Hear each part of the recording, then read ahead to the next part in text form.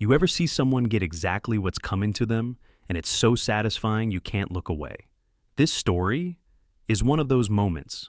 It starts innocently enough, but by the end, justice isn't just served, it's plated with irony. It all began with my friend Kerry. She works at a small IT company, just under 10 people, tight-knit, everyone juggling multiple roles. Kerry's smart, diligent, the kind of employee bosses love, until you meet someone like Roger. Roger was the IT manager, but more accurately, he was a walking disaster with a penchant for inappropriate behavior.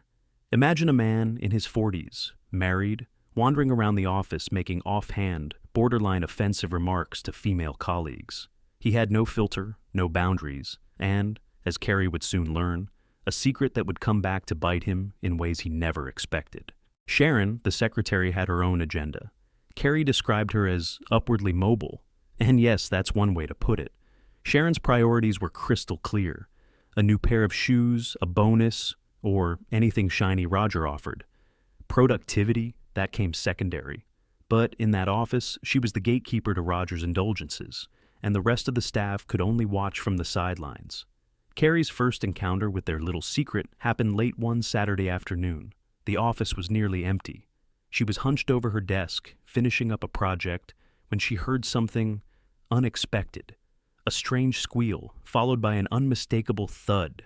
Curious, she walked toward Roger's office and paused at the slightly ajar door. What she saw made her blood run cold.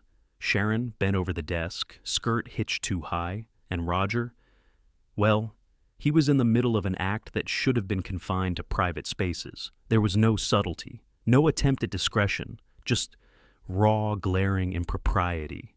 Kerry didn't gasp.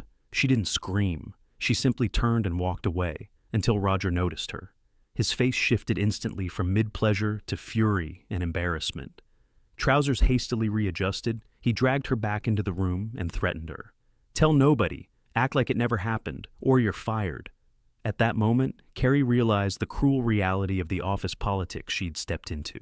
Roger wielded fear like a weapon, keeping the staff in line through intimidation, threats, and his unchecked authority. Sharon, of course, kept getting bonuses, shiny rewards she hadn't earned, and Kerry's silence became her prison. Every time Roger remembered she had seen him, he'd shoot her a look, a subtle mix of anger and warning. And still, Sharon and Roger carried on as though nothing had happened. Months passed. The tension simmered. Kerry kept quiet, as demanded, but she never forgot. Then, almost like fate answering her quiet prayers, opportunity came. One unassuming Saturday, 6 months after the initial incident, Olivia, Roger's wife, popped into the office unexpectedly. Kerry noticed immediately. The timing was perfect. Roger, confident as ever, had excused himself and Sharon to his office.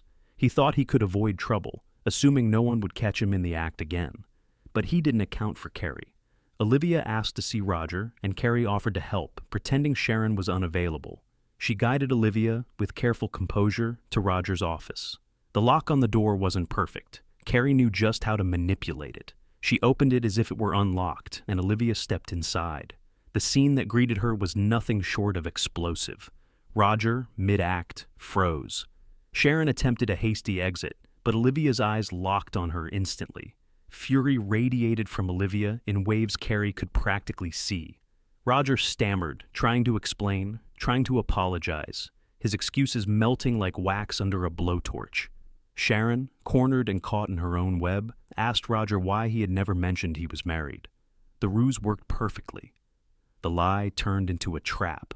Kerry watched silently as Olivia unleashed years of pent-up anger. Her screams reverberated through the office, a storm of betrayal and rage no one could ignore. And just as the chaos peaked, the big boss, Ivan, the CEO, who also ran several other companies in the same building, arrived. Hearing enough from the commotion, he stepped in, demanding explanations. Kerry was asked to step aside, her part in the drama complete. The aftermath was swift.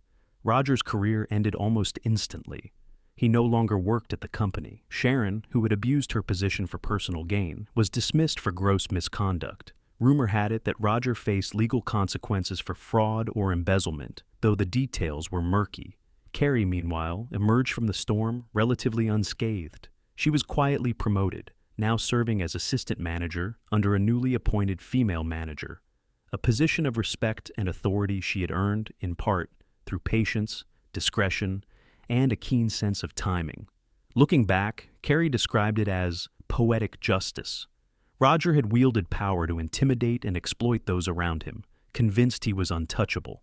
Sharon had manipulated her way into perks and bonuses that were not hers, but both were hoisted by their own petards, trapped in the very web they had spun. Kerry had merely followed through on what they had demanded, to act as if nothing had happened, and in that obedience she found a way to turn their arrogance against them, delivering a lesson in humility they would not soon forget. The story Kerry emphasizes isn't just about revenge, it's about timing, awareness, and the quiet patience to wait for the perfect moment. Power can corrupt, but it can also blind. And sometimes the only weapon you need is the truth and the courage to release it at precisely the right time. In the end, the office remained intact. The staff morale improved, and justice, delivered not through lawsuits or lengthy battles, but through a clever, well-timed revelation, prevailed. Roger learned the hard way that deception and intimidation might work for a moment, but eventually, the world has a way of balancing the scales. And Kerry? She kept her focus on her work, her colleagues, and the satisfaction of knowing that, occasionally, karma doesn't just catch up, it catches up spectacularly.